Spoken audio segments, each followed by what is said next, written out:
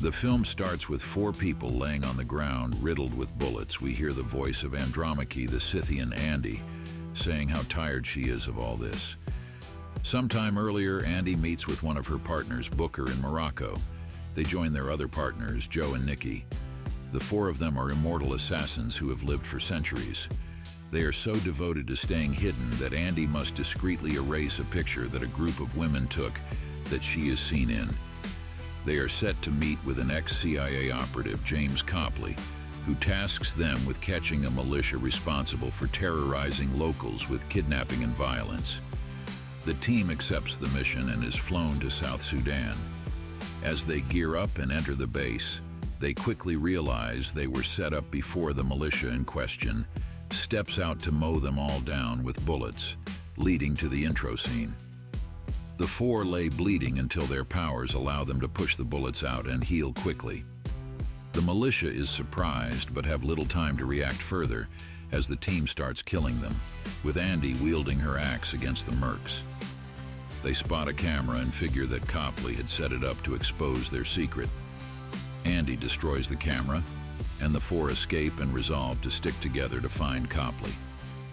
In Afghanistan, a team of U.S. Marines head into a base to rescue women who are being held captive by a terrorist leader. Nile Freeman leads the team in, and one of the women directs her to the target. Nile and her partners head in and shoot at the target. She tries to stop his bleeding to take him in alive, but he grabs a knife and slashes her throat. Nile's partner, Dizzy, goes to tend to her wound as Nile appears to lose consciousness. As this happens, the 4 assassins experience the same vision of Nile together, realizing that there is another like them that is out there. They change course and head to find her. In the medic tent, Nile's neck wound is completely healed, to the surprise of Dizzy and the other Marines. In London, Copley attends a presentation from his employer, Merrick, who wants to have his company, Merrick Pharmaceuticals, potentially save millions of lives with their innovations. Copley shows Merrick the footage of the assassins after the mission, and while he is impressed, Merrick wants hard physical proof for his experiments. Nile is alienated by her teammates after the incident, and she is told she is to be sent to Germany for more tests, despite her objections. Before she is taken, Andy intercepts her and knocks out the other soldiers before taking Nile with her. On the drive, Nile tries to escape, and Andy steps out to shoot her in the head. Up until this point, Nile thought she might have been dreaming, but she now realizes that she really cannot die.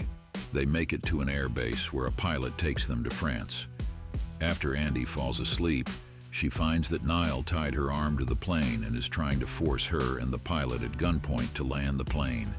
Andy shoots the pilot and orders Nile to free her so that she can fly the plane, but it turns out to have just been a trick to get free, as the pilot was just playing dead. Andy subdues Nile and forces her to continue going along with their mission. Andy and Nile arrive at their hideout to meet the other guys. Nile is told what their team does and how their powers work, as well as the fact that they have lived through, and even been involved in, countless historical events. Andy explains that they can eventually die, but they never knew when it could happen or how it does, as they lost a fellow immortal warrior centuries earlier after his wounds never healed. At night, Nile wakes up startled after telling the guys she saw a vision of a woman trapped in an iron coffin, screaming and thrashing about.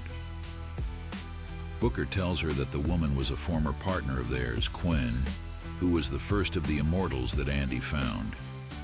They were great friends and partners until they were captured and continuously killed by people who thought they were inhuman. Quinn was forced into the iron coffin and thrown into the sea, where she remained trapped for 500 years, doomed to continue drowning with no chance of escape, and Nile was able to feel all of her pain. Later on, the hideout is attacked by some mercs working for Merrick. Booker is incapacitated with a grenade, and his wounds take longer to heal, while Joe and Nikki are captured. Andy finds some of the men and kills them before she escapes with Nile and Booker. She is wounded and finds that she is taking longer to heal. The mercs taunt Joe and Nikki as they try to separate them. When one of them mockingly asks Joe if Nikki is his boyfriend, he gives an impassioned speech about how Nikki is way more than that. They kiss before the goons pull them apart. They are taken to Merrick, where Joe headbutts him. He retaliates by trying to see proof of their immortality by repeatedly stabbing Joe. Merrick has Joe and Nikki taken to the lab while still demanding that the other immortals be found. Andy, Nile, and Booker stop at an abandoned mine where some of their belongings are.